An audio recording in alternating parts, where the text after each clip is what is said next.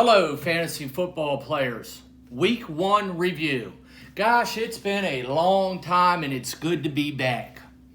We have a very special guest our very first week. Let's welcome in Thomas Baldwin from the Buffalo Tots. Welcome, Thomas. How's it going? Boy, first time to the show. Thanks. Good to have you. Thanks for coming out of your busy schedule. I know it's rough. Couple questions to ask you and you can be on your way. What is the trick to 2 consecutive Super Bowls?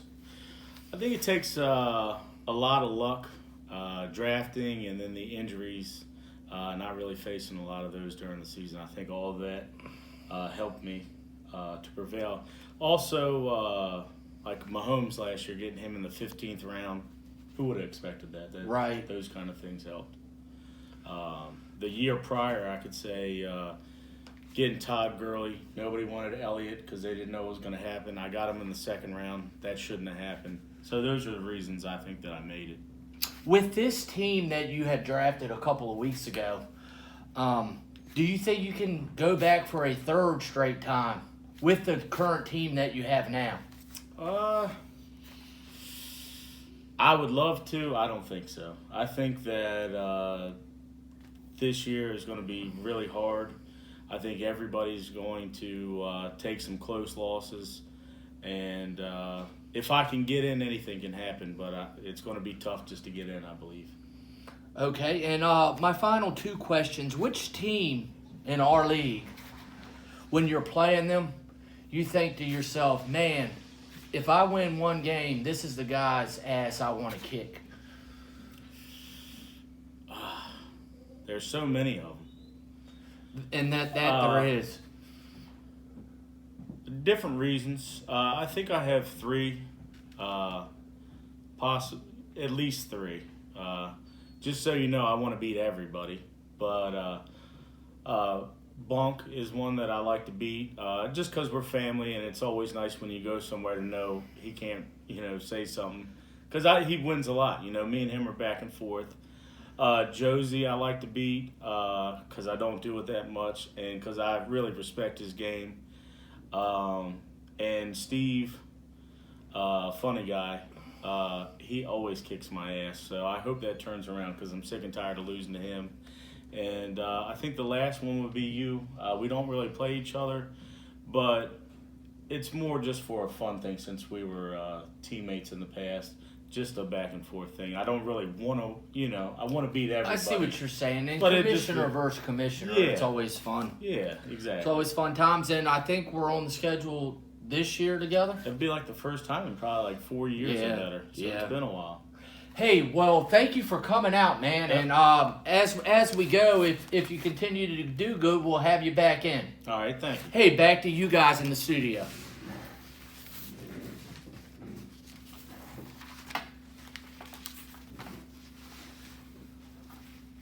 Thomas? How's it going, Ryan?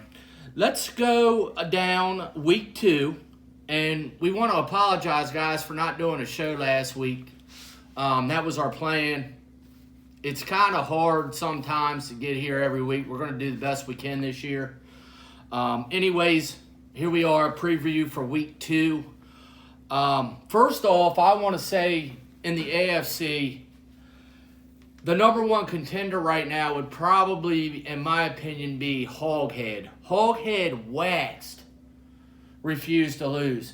I looked through the scores midway through the 4 o'clock games, and it had 100% by Hoghead already, and refused to lose had 3 guys left to play.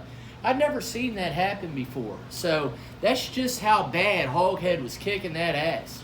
I actually called yesterday to congratulate Hoghead, and he notified me that his bench scored more points than his starting lineup.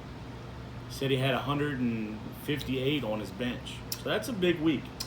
Very good team, and right now my team to look out for this year.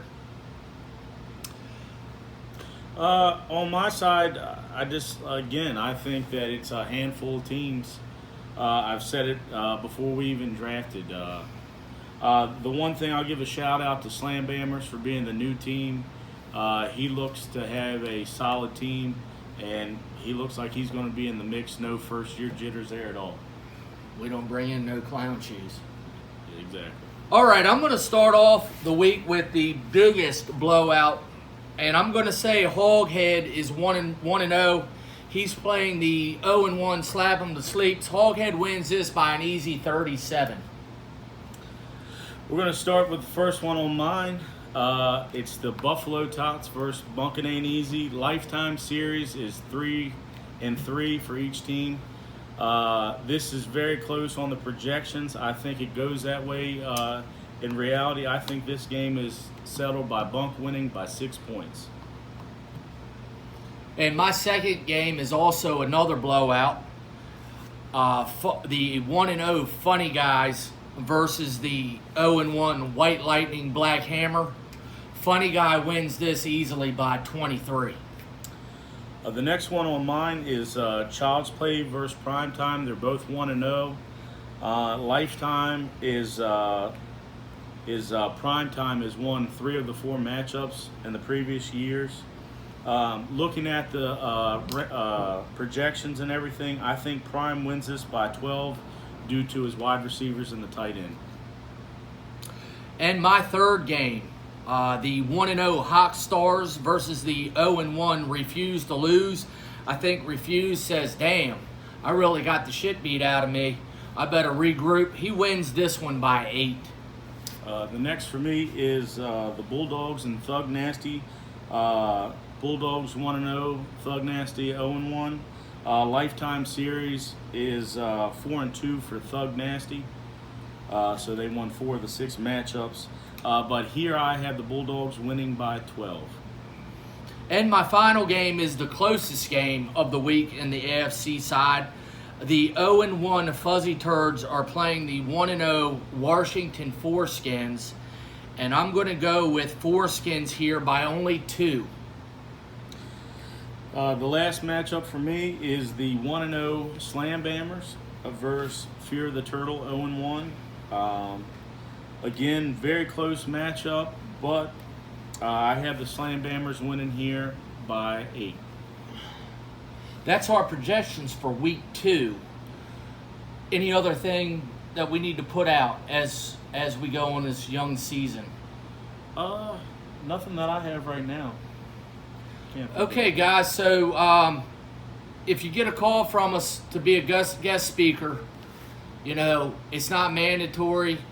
It's a simple, you'll get a text, do you want to be a guest speaker this week? Yes or no.